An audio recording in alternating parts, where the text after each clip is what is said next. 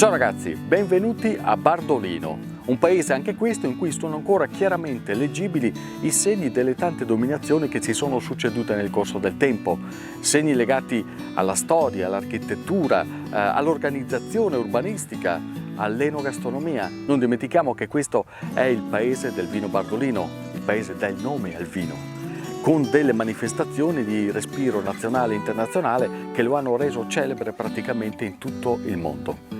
Ma nemmeno Bardolino è stato risparmiato dal coronavirus.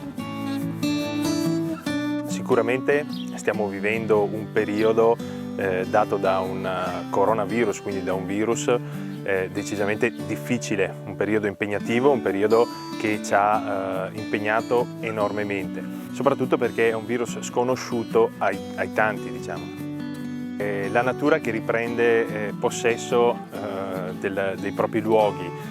Bardolino in questo periodo è bellissimo, insomma, vediamo il sole, il lago pulito e quindi decisamente è una situazione irreale però molto bella. Diciamo che a Bardolino siamo abituati alle sfide e anche questa sfida sono sicuro al 100% che la supereremo e la vinceremo. Sicuramente ci sarà un cambiamento che non è un cambiamento dato dalle persone, ma un cambiamento dato dal contesto. Diciamo che l'accoglienza sarà sempre la stessa, sarà sempre un'accoglienza in famiglia, perché è un'accoglienza che a Bardolino ha sempre visto come un'accoglienza familiare e quindi a Bardolino saranno sempre tutti benvenuti.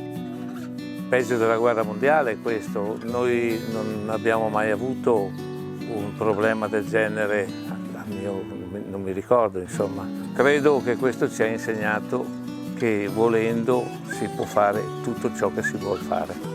È quello che spero che i miei colleghi facciano, perché io credo che lo faranno senz'altro, perché dobbiamo ripartire e quando ripartiamo dobbiamo fare tutto quello che abbiamo fatto, sempre di più, sempre di più.